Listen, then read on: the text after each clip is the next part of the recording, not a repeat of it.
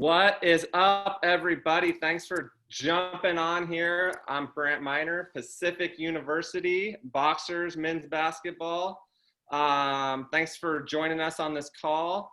I'm excited. I've had the opportunity to talk with Coach Ireland on the IG Live earlier during this crazy global pandemic that we're going through. So I just really enjoyed getting to hear his story and how he's been crushing it. He's one of the 50 up-and-coming coaches in the country by Silver Wave Media. And his team this last year was it 30-3? 30-3. 30-3. 30 wins and only 3 losses. And that was his first full year as head coach. Is that accurate, Coach? That's correct. Yep. He had an interim year, but then this was his first year. So big expectations after that dynamic of a first season. But if there's anybody that can do it, I think Coach Ireland's the type. So I appreciate you joining us. I'm looking forward to learning some more. And I know these guys are too. So they are all excited and I'm excited too. Looking forward to it. So thank you. No, thanks for having me. So maybe, do you want to tell them a little bit of the journey of how you got to where you are now? Yeah, sure. There's a little bit of been kind of all over the place. I actually kind of figured out when I was about 16 or 17, I wanted to coach. The first team I ever coached, and the actual, I have the ball in my office. I have a little ball signed by all of them. It was a 13 and under rec league team, and we coached those guys and had a lot of fun with them. I went to Kennesaw State, which is Division I school in Georgia, and just told them, hey, I want to be a coach. What do I need to do? And they gave me an opportunity to be a student assistant, and started out doing just kind of grunt work. I think the first day I got hired, or the first day I started working, coach gave me $5 and told me to go to Walmart and buy a birthday cake for a kid. And so that was like my first job. It was my first task. I did a lot of laundry. I did a lot of rebounding drills and setting up cones, and I'd take that little blue pad and I'd get beat up. We used to have like lines of kids that would sprint in from half court and post me up, and I'm sitting there at a dead stop, and these big 6'8", 210-pound kids are just Division I bigs are just running at me and just blasting me. But from there, I kind of was able to earn their trust and start to do a little bit more. And I got to the point where, they were letting me do some advanced scouting stuff. They were helping me do some travel stuff. They were taking me on the road. So I was able to kind of learn the business a little bit more. Did 5 years at Kennesaw, graduated there, and wanted to get into college. I knew I wanted to get into college, but I had an opportunity to stay in town for a little bit and work for one of the old assistants at Kennesaw, actually, Greg Mata, who's Thad Mata from Ohio State, his older brother. He's a phenomenal coach, a really good high school coach in Georgia. He's won a national championship and a couple state championships. And he brought me over to a school called North Cobb Christian School. It's a little private school right there in Kennesaw. I coached there for a year. The whole idea kind of being that during that time, I would kind of work some connections and try to network and try to find a way to get into college coaching and try to get a grad assistant or some kind of job. And I got a grad assistant through what we were just talking about, through working camps and meeting people at Valdosta State. Another one of the Kennesaw assistants helped me get that. He was really good friends with Coach Helfer. And so he put in a call and talked me up, and Coach Helfer brought me down and interviewed me and gave me the job. I spent 2 years as a grad assistant at Valdosta, which was really, really cool. The best thing about Division II is that grad assistants can coach. And so I got to recruit, I got to go on the road, I got to make phone calls, I got to, I got to coach the guys in practice. I did half of the scouting reports. You get to get out there and learn and make mistakes and screw it up and figure out what you did wrong and come back and do it better the next time. And so that was really, really valuable for me. And by the time I graduated, I had 3 or 4 jobs that I had my eyes on. I wanted to get a full-time job, and knew that I wanted to be on the floor. I didn't want to be in like a video role or some kind of role where I wasn't coaching, even if it meant not being at the Division I level. And so I I actually had a couple of jobs I applied for, but one of the old Kennesaw assistants again, Montez Robinson, hired me. He got the Alcorn State job and hired me. So fresh off of being a grad assistant, I got a full-time Division I assistant job, which is, I was very, very fortunate to be in that position. Spent a year there. We had a really good year. We turned around a program that was in serious trouble and went to the University of Tennessee Martin. Again, we finished second place there, had a really good year there under Anthony Stewart. It was his first year as a head coach. He started off with the interim tag like I did, but he got his removed really a couple of weeks before the first game. And so I worked for Coach Stewart for a year and then had the opportunity to come back here to Dalton. I came back as the assistant for 1 year, worked for Coach Engel, who was the head coach at Kennesaw when I was there. And then Coach retired, and I was fortunate enough to get the job.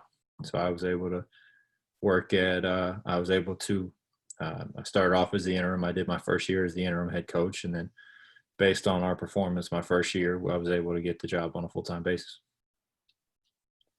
That's awesome. I love that story of starting out as a manager. I have so much respect for guys that have gotten their start in the business as managers or student assistants, or I was a walk-on, which is pretty much the same thing in lots of same, yep. Right? But I have respect for people that have had to work and put in the time. And I think what you said there that was really valuable for anybody that wants to be a coach that's listening is the D1 versus D2 GA opportunities. At the D2 level, you get the chance to be on the floor. You get to do it. There's a lot more responsibilities, less restrictions than if you're a D1 GA. There's a lot more rules as far as what you can do as far as recruiting and on-floor coaching, right? You're limited in your role. And while you're at a bigger program and you're a little bit more exposed and stuff like that, you don't quite get to grow as much. And that for me was the biggest thing is, in my role at Kennesaw, I had done essentially everything up into being able to do scouts, and I did some scouting reports at Kennesaw.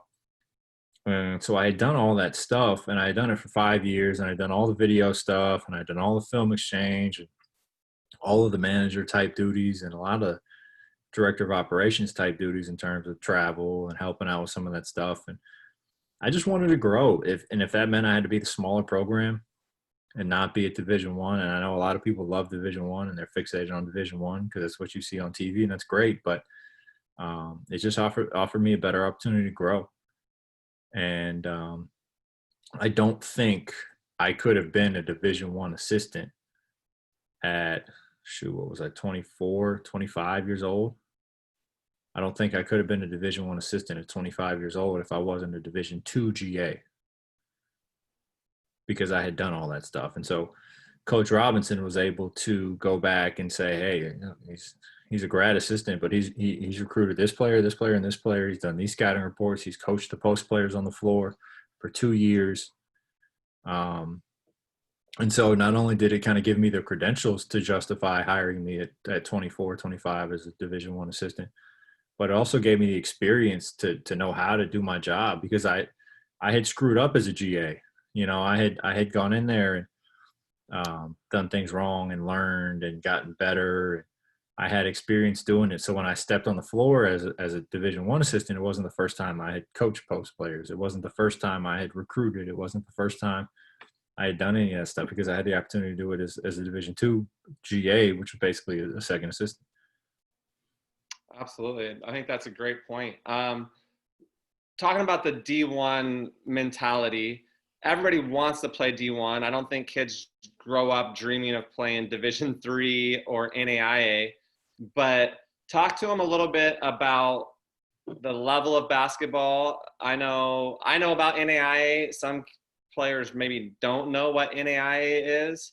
So maybe talk to us a little bit about that, Coach. Sure. Well, there's different levels of basketball. And there's certainly differences. And I know that the dream is, for me, who was an East Coast guy, North Carolina, some people Duke, Connecticut, Kentucky, Florida, Georgia, Tennessee, those type of schools. For, West Coast guys, it's Oregon and Arizona and UCLA and Cal and Washington, and what UNLV at a certain point in time. And that's only natural because that's what you grow up watching. You turn on ESPN, you don't see Dalton State on ESPN, you don't see Valdosta State on ESPN, you don't see those programs a ton. So it's a lot harder to see those guys and get to know them and get to kind of be familiar with them. But there's just such good basketball at every level, and there's so many different levels that have different stories, where the kids at each level have different stories and different backgrounds. And maybe it's not always as smooth as some of the Division I guys, and maybe it's not as linear in terms of high school to college to whatever. But it's very, very good basketball. And so I'll give you an example. And I think I shared this with you last time. When we were at the last 2 years, I've had 2 All-Americans, well, 3 All-Americans now. Two of them are Georgia kids. 2 of them went to high school in Georgia. One of them was the number 15 ranked player in the state of Georgia. And he went to a Division I school out of high school, then went to a junior college, graduated from the junior college, went to another Division I. And then because he had been to 2 4-year schools, he's what's called a 4-4-4 transfer. And because he didn't graduate in those 3 years, he had to go to an NAIA. He couldn't go to an NCAA Division I or Division II school. But not only did he go Division I and was top 15 in the state of Georgia, but everybody around him went Division I, most of them at a high major level. And Kavan actually had offers from Tulsa. It was from Wake Forest, some stuff like that. The other kid was Elijah Staley, and Elijah Staley was the number 10 ranked player in the state of Georgia, the number 49 ranked player in the country. And he went to Mississippi State. He was the quarterback in football, and he played basketball. He was top 50 in the nation in both sports.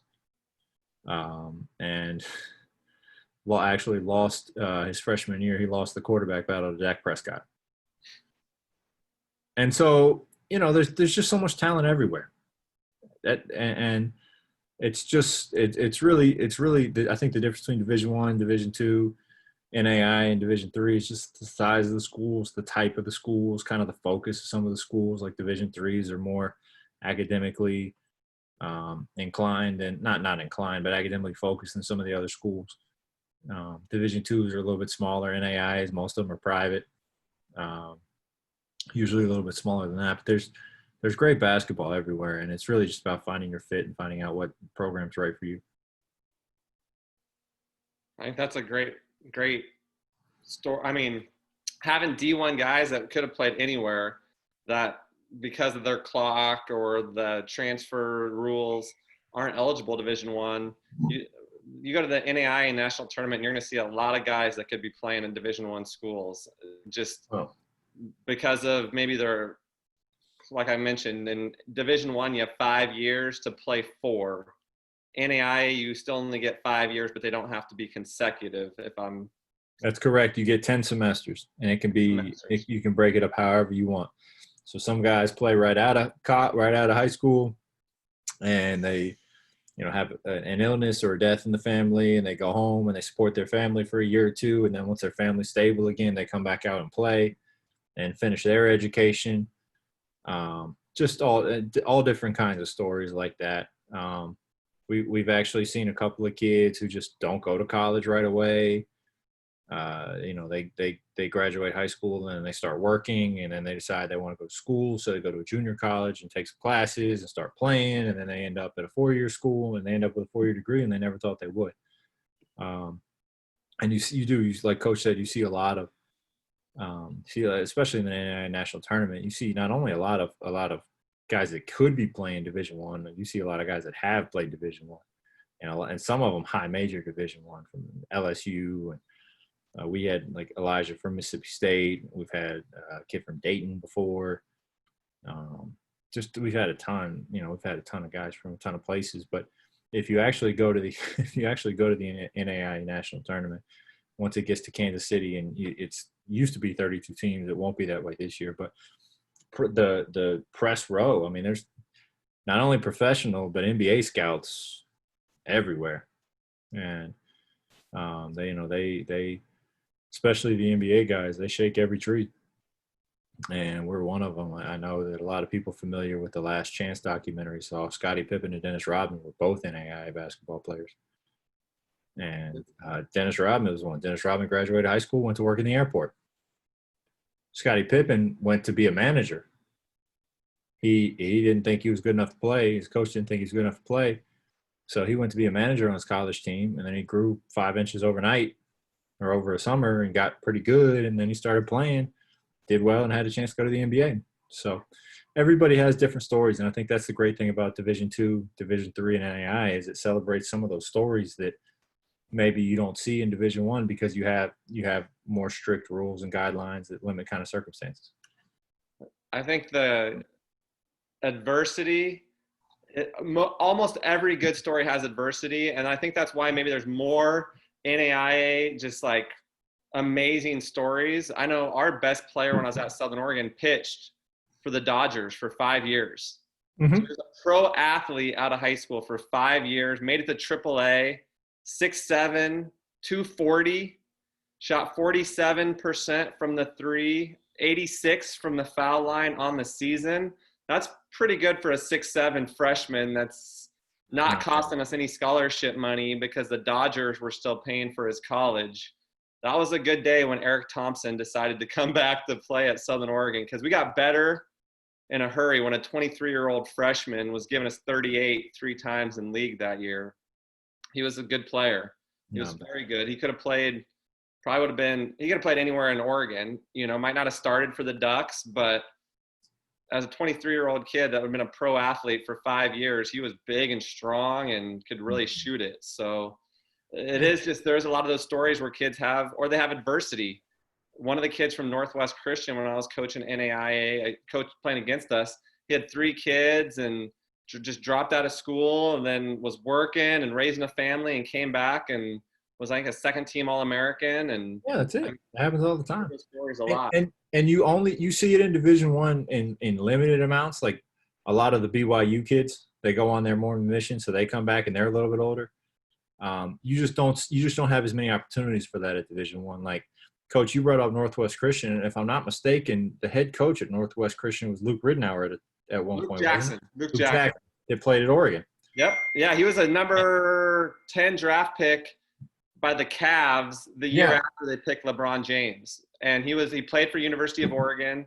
Right. I actually got to play against him, so that was one of the cool to play against him. But he was the head coach, and he's got great stories about him hanging out with Shaq when they were playing in Miami. And he's the head coach of an NAIA in Eugene, Oregon, and took him to the national tournament, and that was Division II. But I think like 3, maybe 4 years they went to the national tournament, small private Christian school in Eugene, Oregon, right next to U of O campus. And Luke Jackson, he did pretty well as a coach. Not bad as a player either. No. But did you know that, Bennett, as a Chicago guy, did you know that those 2 guys didn't play Division I basketball? Dennis Rodman, nope. Yeah. So that's something a lot of people think if you're good enough, they're going to find you. And that's why there's NBA scouts at the NAIA tournament, because there's guys that they can play anywhere. But I used to tell guys, you go to a D1, you might be a guy. You come to Southern Oregon, you're going to be the guy. You're going to play. You're going to have the ball in your hands. You go to a D1, you might sit on the bench. You might not ever play. But if you come to Southern Oregon, NAIA, you're going to play right away, and you're going to compete for national championships. Different. Yeah, Coach, there were over, I think there were 1,600 transfers in Division I this year. Wow. That's only Division I. And so there were a lot of guys that went to schools that they regretted making that decision. And that just goes to show you how important that decision is the first time. Because you have guys that end up playing. You have a lot of guys that end up playing 3 or 4 schools in 3 or 4 years. And they kind of bounce around. They never kind of find the place. And I think a big part of the problem is that they make their decision based on the wrong things. They fall in love with all the material things and all the things that, Division One, they fall in love with the name, they fall in love with the gym, they fall in love with the gear, they fall in love with whatever it may be that attracts them to that school. But the problem is, it all looks good on signing day, but after that, you have to play there and you have to live there. You know, that's one of the things that a lot of people don't think about when you commit to a school. You have to live there. Not 365 days a year, but probably 300. You spend the majority of your time there. You don't really go home in the summers. You don't really go home for but maybe 10 days for Christmas. You get a couple of days for Thanksgiving if you're lucky. Spring break. I mean, 300 plus days a year, you live there. And that to me is a lot more important than Division One. The name Division One. It looks good on Twitter on signing day, but after that, you have to live with it. You know, nobody, as cool as it looks to have a Division One logo on your chest, or as cool as it looks to sign Division One, if you're not playing and you're over there waving a towel, it's not that fun. And that's why a lot of guys transfers. They make commitments based on that kind of stuff. They go to the biggest school they can or whatever, and then they end up transferring. 1,600 guys in 1 year. That's wild. 1,600. I hadn't heard the final number. Last time I heard it was like 1,250. So it just keeps growing because people, like you said, they're not happy where they go, and it's all about the fit. Like for me, I did go to a Division One as a walk-on, but I knew going in that I could work really hard and never get to see the floor. And I knew that. And I say three things, you guys. You got to know your role, accept your role, and then excel at your role. And your role will grow and you'll have a better experience than if you come in thinking, oh, I should be playing more. And that's where I went to a Division One, didn't play a lot, but it was the school, the location, like you said, living there. I love Portland. I still live here. Going to University of Portland was high-level academic school, beautiful campus. And I was just fortunate that I got to get a uniform. Everybody else on the team was getting $50,000, $60,000 a year to go to college because of their basketball. I didn't get any athletic scholarship. All mine was academic, community service, student government, leadership, extra. None of it was basketball, but it was the right fit for me because I, like Alex, knew that I kind of wanted to get into coaching. So for me, even though I might never get to play as much, I never started a game in college.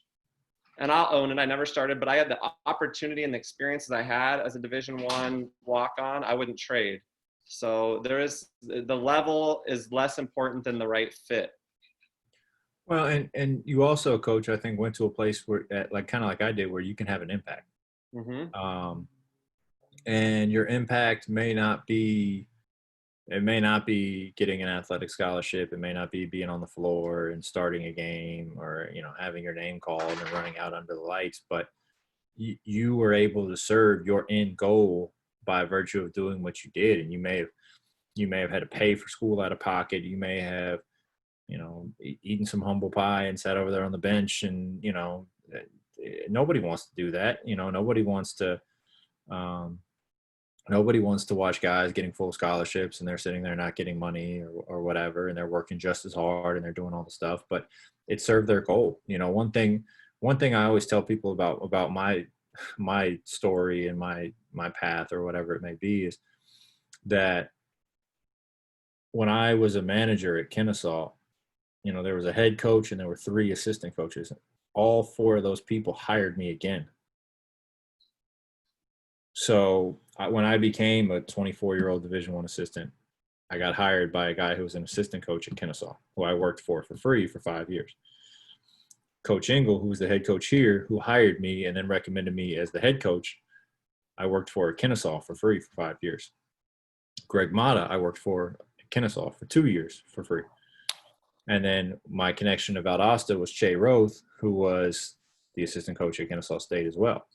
So all 4 of the guys on that staff hired me, and I actually have a picture in my office because we do a thing with the team pictures every year at school. I'm at home now, but at school, I have a picture in my office, and it's a plaque, and it's got the team picture on it and everything like that. And I show people all the time. All 4 of those assistants are in the same picture. I said, all 4 of those guys hired me, or 4 assistants and the head coach. I said, all 4 of those guys hired me. Again, based on the work I did for free when I wasn't getting any money. So it served my purpose. I couldn't do what I do now, and I couldn't have had the success I've had now, and I couldn't be lucky enough to get to go to the gym and coach basketball every day and get paid for it now if it wasn't for what I did then. And at that point, Kennesaw had just made the transition from Division II to Division I. So they had just won a Division II national championship and had just gone through the probation period. But I went, I paid my own way. I ate my humble pie. I did the job. I did a bunch of nasty, dirty laundry. I cleaned a bunch of locker rooms. I got beat up by guys with pads. I got birthday cakes. I did mail outs. I walked around a 5,000 seat high school football stadium and put flyers on car doors. I did whatever I had to do. I slept in the office a couple of times, quite a few times actually. But it all served my purpose.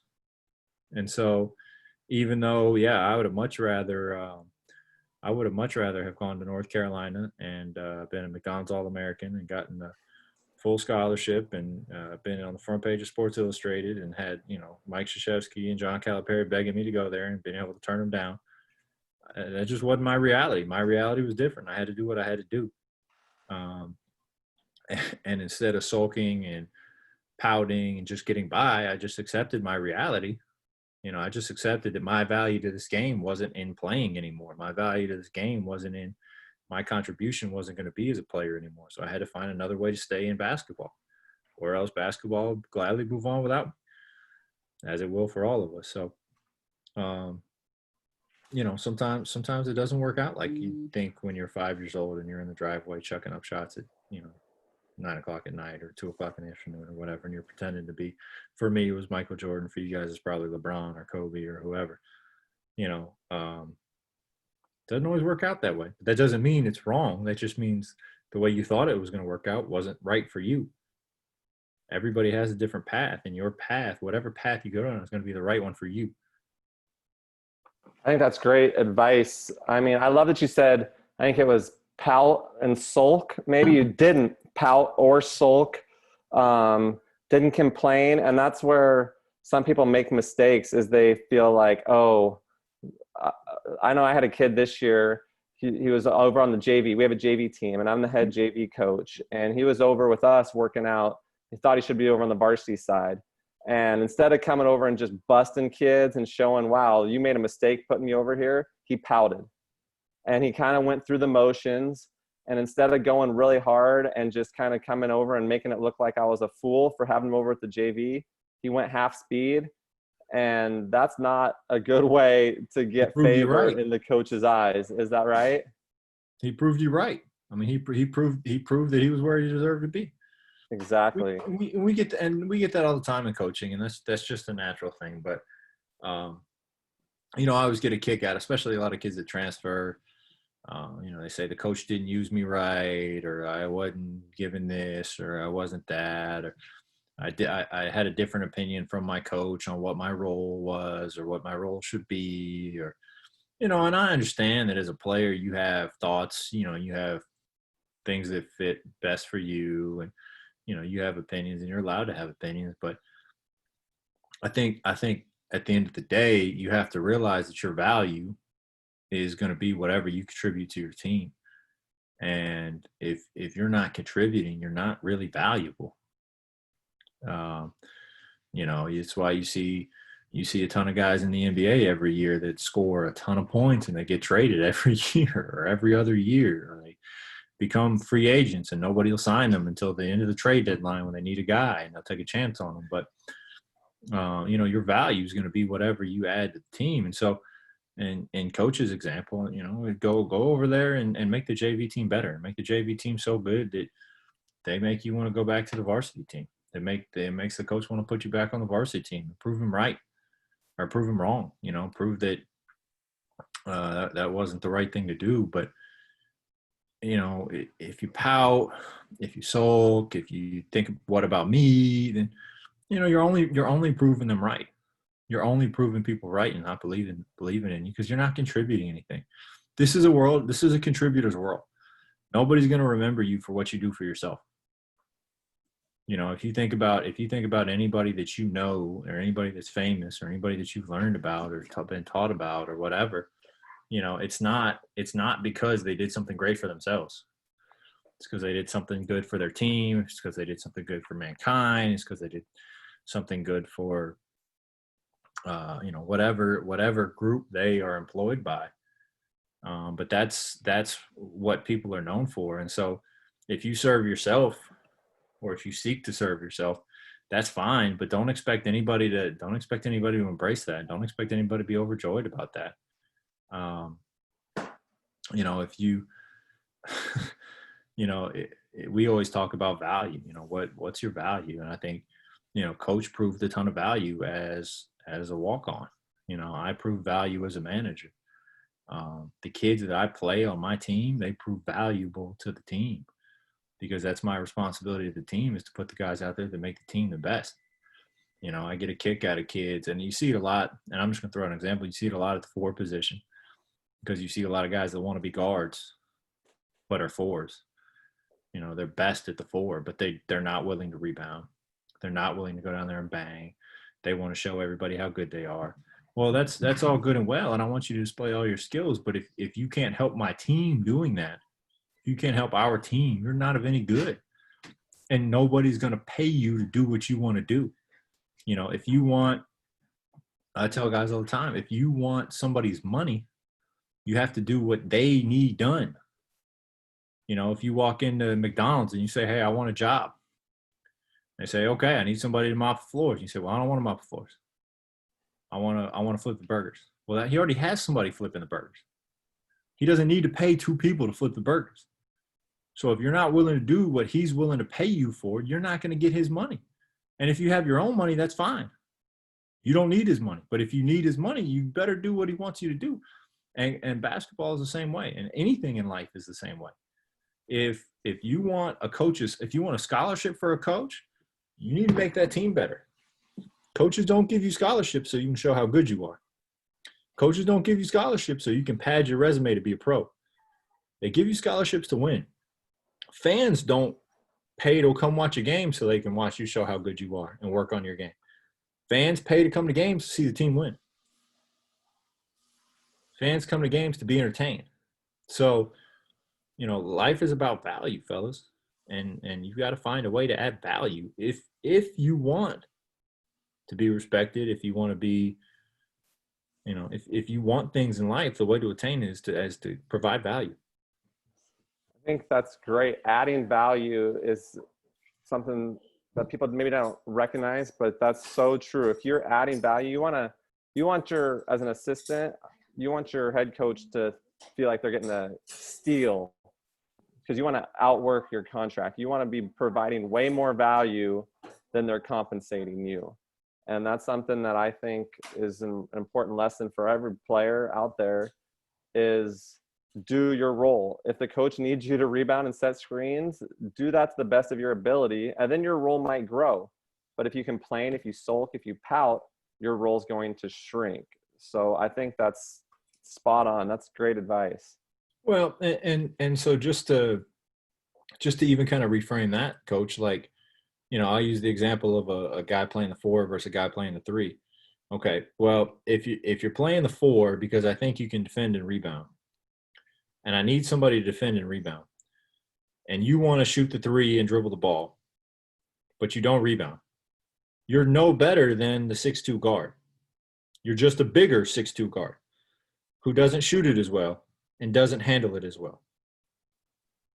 So instead of embracing what you can do well and what makes you different, in that you're 6'8", and that you can rebound and that you can defend the paint, and you can shoot it a little bit, and you can handle it a little bit, but you try to be something that you're not, and you end up diminishing your own value.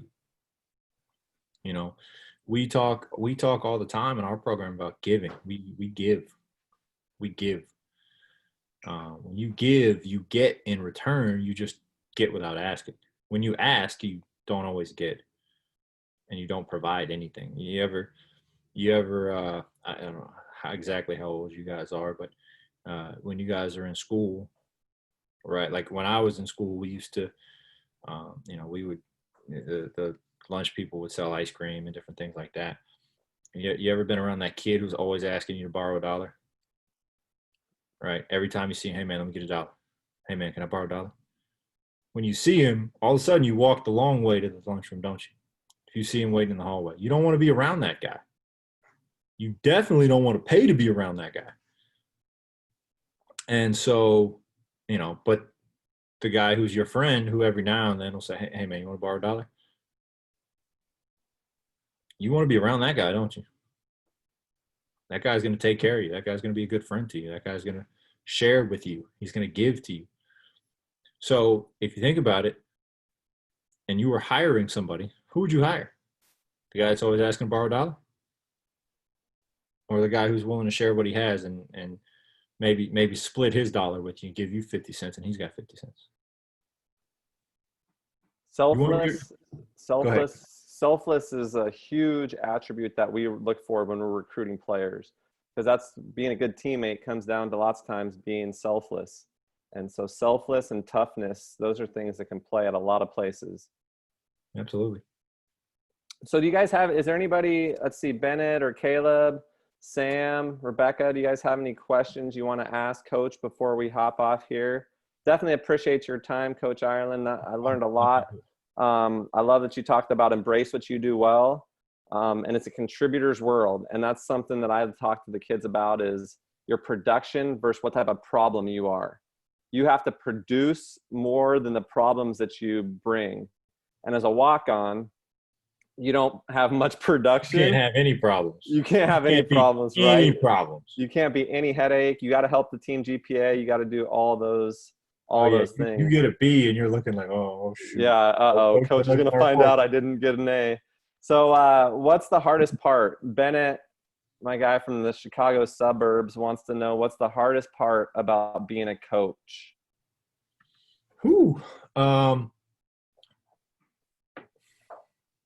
That's a good question. It's a tough one. I love being a coach so much. I can't picture myself doing anything else. I think the hardest thing, Bennett, is that it doesn't really stop. It's just a 24/7 thing, and so my phone. It's 5 o'clock for you guys. It's 8:45 for me now because I'm in Georgia. My phone's gone off 5 times since I've been on the call, and it'll probably go off again tonight. It'll probably go off again tomorrow morning. So it's just nonstop. When you're dealing with people, there's no clock in and clock out with people, especially when you're dealing with young people who are thousands of miles away or hundreds of miles away from home. There's no clock in and clock out. There's no, well, it's 5 o'clock. I'm off the clock now. I'm gonna go home and kick my feet up and watch SportsCenter and eat dinner and go to sleep. I might after this. I'm gonna go downstairs and I'm gonna change. And I've got a gym in my garage that I built. I'm gonna go work out. My phone will probably ring. And it's just accepting with that. It's just being accepting of that, being giving of your time, and just understanding that you're kind of always on the clock. But it's also a good thing. It's a good thing to be around people, to be able to interact with people as much as we do and develop the relationships we develop that 9 to 5 people don't develop. 9 to 5 people don't always develop those kind of relationships, and they don't have the for me, this year we were 30-3. We had a phenomenal year. But the funnest parts to me were just being in practice, like riding the bus. We were riding the bus. We're driving to New Orleans, or we're driving to Mississippi, or we're driving, somewhere to play a game, and the guys are cutting up and we're all laughing. And, I've had so many moments in my 12-year career of guys like getting out. We had a guy at UT Martin named Todd Lewis, and he was one of the funniest kids I've ever been around. And he would get up at random times and do impressions of all the coaches, and we would die laughing. And stuff like that's just so priceless. Like you can't have that much fun at work doing something else. And so for me, that's the benefit of it that kind of mitigates some of the harder parts. Good question. That was a great answer for sure. I think that is one of the more difficult parts about it, but I think it's the right answer, and the balance is essential. I know we were talking before about, I knew I liked you a lot, Alex, but then now find out that both of our wives are University of Oregon. And Bennett, I think your dad did some Ducks. Bennett's dad was a Duck too, right? Grad school, MBA, right? So yeah, that's awesome. Yeah, my wife's right here. She's got her duck gear on, so she's representing there. So yeah, we're big Ducks fans here at the Minor household. So Good. yeah, definitely appreciate your time, Coach. And that was a lot of good information. Let's get to this other one. What adjustments did you make when you became a head coach? Oh wow, shoot! I could have done an hour on that one by itself. That's an easy one. I'll say this. A couple of things. So for me, it was a very unique kind of deal. So we had 10 new guys the year I became a head coach. So I started the year and I recruited all those guys as the assistant coach the year before. So I recruited all 10 of them. And when you're an assistant coach, you're a little bit more of a buddy. Like you have a little bit of a less formal relationship. You're not quite as demanding. You help to kind of usher the guys through the admissions process, moving them down the whole 9 yards. Well, then they got here on campus and I became the interim. And we didn't really know what my role was at first. And so it changed a little bit. And that was, I went from not quite all the way the head coach, but definitely not the assistant anymore. And so you kind of take a little bit of a more demanding role in terms of pushing guys and setting the standard, and trying to kind of be the barometer for the program, because the program's going to follow your lead as the head coach. And then obviously became the full-time head coach. And that, then you take an entirely different role, and that you're established and that everybody knows you're going to be here and everybody knows it's permanent. It's going to be there for a minute. I think the biggest adjustment, though, the biggest adjustment that I made, and it was more so from being the interim, from my first year as interim head coach to my second year as full-time head coach, was just understanding the things that really matter and kind of cutting out all the other stuff. When you first get into that role, you want to do everything. I want to do this and that, and you've got a list of 500 things you're trying to do, and you're trying to do them all at one time. When I was in practice for the first couple of weeks as a head coach, and like people are talking to you, people are coming in the gym, the managers are asking you how much time on the clock, something else is going on, the trainer's trying to tell you something, and like you can't even, like I couldn't even, I would look up like what just happened in practice. And the only thing that really mattered is what was happening on the floor, but everything around me was taking away my attention. When you're the assistant coach, nobody cares. Nobody talks to you when you're the assistant coach. They just yell at you when you make bad calls. Because sometimes you officiate the games as the assistant coach. So they just yell at you when you get the clock wrong or make bad calls. And so that was a huge one for me, is dialing out all the other stuff. When I first became a head coach, I wanted to kind of like prove I was a good coach. So I had all these sets, and I wanted to prove how smart I was and what kind of all these good plays I can run and how good of a coach I was. And all I did was confuse people, myself included, and my players. My second year, I was able to kind of dial it back. This is what really matters. We worked on just becoming good, fully developed players, and being one cohesive unit and working on the simple stuff and just doing it over and over and over and over and over again, doing the simple stuff over and over and over again, and not doing something until we got it right, but doing something until we couldn't get it wrong. And that was the difference between 18 and 13 and 30 and 3 for me. And that was the difference in my transition from an assistant coach to an interim head coach to a full-time head coach. Great answer. Rebecca wants to know how you connect with guys, but don't get so attached that it negatively affects you if they leave the program. Ooh, I've been fortunate. Nobody has left our program by their choice. They've left it by my choice because they didn't hold up their end of the bargain. They had issues academically or whatever. But nobody has decided to leave our program. I think when you coach guys, you can't coach them with a what if they leave mentality. Just like in your personal life, you can't have relationships or friendships with a what if we're not friends anymore at one day mentality. You just go all in, and you get to know the person. You get to know who they are. You get to know their parents and their siblings and their girlfriend or boyfriend or their aunts and uncles, people who were important to them, their friends, what they like, what they dislike. And you get to know them as a person, their fears, their goals, their ambitions. You get to know them as a person. And then you can talk a little basketball along the way. You can teach them a little bit about basketball on the way. But you teach them life. You talk about life. You learn about life. And then basketball comes along with it. As you grow as a person, you're naturally going to grow as a basketball player.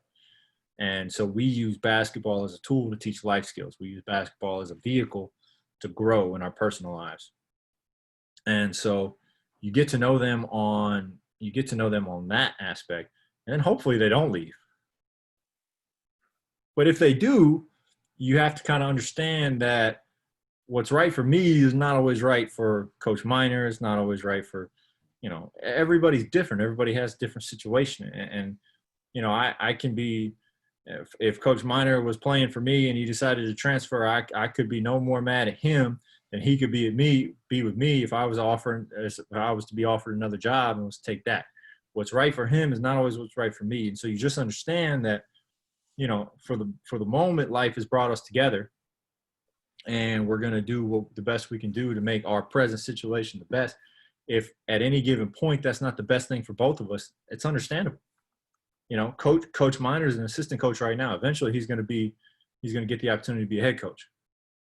And when he does, his head coach, while he will be sad to miss him, is not going to be mad at him for taking that job. So you just build your program up the best you can, and you try to develop the best program you can. You try to develop the best relationships with people you can.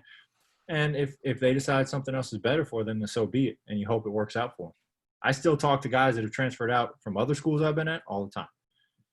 We still talk all the time. I had a kid the other day who was at Tennessee Martin when I was there. I left, then he left the next year, went to a Division II called Henderson State, played 2 years there, just signed a pro contract. Last weekend, I saw on Twitter that he signed a pro contract. I texted him and said, "Hey, man, congratulations." He texted back, "Hey, Coach, thanks for believing in me, man. You really believed in me, invested time in me when I was at Martin. I want you to know I appreciate it." And our lives went separate ways, but there are no hard feelings. There are no hard feelings. It's just the natural way that life goes. And so I think you just invest in people and let life take you where it takes you. Good answer. All right. Well, out of respect for everybody's time, I want to wrap it up. So I appreciate you guys hopping on. I appreciate you, Coach Ireland. Definitely, you got now as a 30-3. Your record as a head coach is 30-3. So hopefully you guys get to finish the season next year. That was a wild year that we had this year, but congratulations on a great year, and Thank you. Looking forward to following you guys this next season, as I know you got a few more fans here now. So I appreciate your time for sure. Thank you, Coach. I appreciate you having me. All right. I'm going to stop the recording. And if you guys want to unmute, you can